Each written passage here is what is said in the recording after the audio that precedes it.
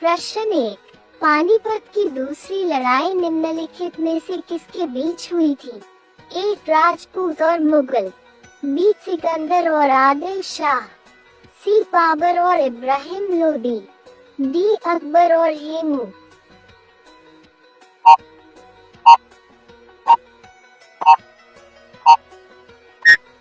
सही जवाब है डी. अकबर और हेमू।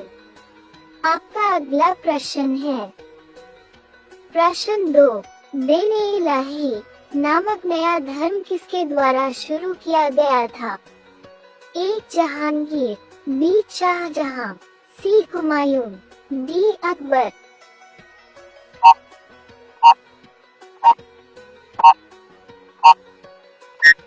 सही जवाब है डी. अकबर। आपका अगला प्रश्न है प्रश्न 3। मुगल प्रशासन व्यवस्था में मनसबदारी प्रणाली को किसने प्रारंभ किया? ए. जहांगीर, बी. अकबर, सी. शाहजहां, डी. इनमें से कोई नहीं।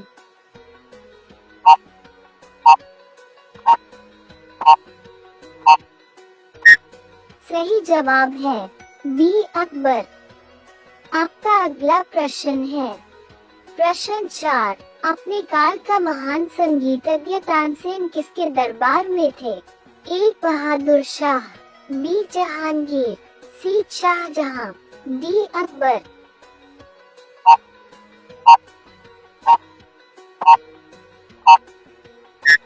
सही जवाब है डी. अकबर। आपका अगला प्रश्न है प्रश्न 5। मुगल काल की राजभाषा कौन थी? ए. हिंदी, बी. फारसी, सी. अरबी, डी. उर्दू।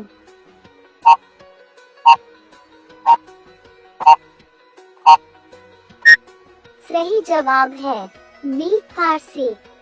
आपका अगला प्रश्न है प्रश्न 6। सती प्रथा की भर्त्सना करने वाला मुगल सम्राट था? ए. अकबर, बी. जहांगीर, सी. बाबर, डी. हुमायूं।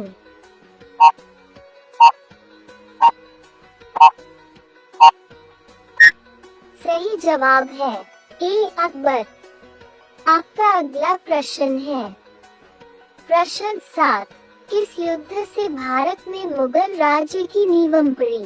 ए. कालीकोटा का युद्ध, बी. प्लासी का युद्ध, सी. हल्दी घाटी का युद्ध, डी. पानीपत का प्रथम युद्ध।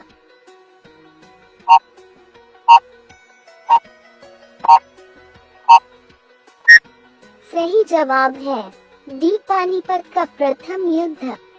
आपका अगला प्रश्न है प्रश्न 8। निम्नलिखित में से किसने अकबर की जीवन कथा लिखी थी? ए. अबुल फजल, बी. बीरबल, सी. फैजी, डी. इनमें से कोई नहीं।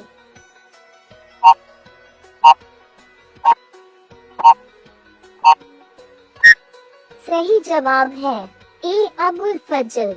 आपका अगला प्रश्न है प्रश्न 9। हुमायूंनामा किसने लिखा था? ए. मुमताज महल, बी. रोशनारा बेगम, सी. गुलबदन बेगम, डी. जहारा बेगम।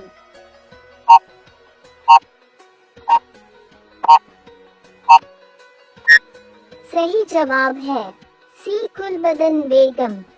आपका अगला प्रश्न है प्रश्न 10। अकबर के शासन में महाभारत का फारसी भाषा में अनुवाद किया गया था, वह किस नाम से जाना जाता है? ए. रज्मनामा, बी. अकबरनामा, सी. इकबालनामा, डी. इनमें से कोई नहीं।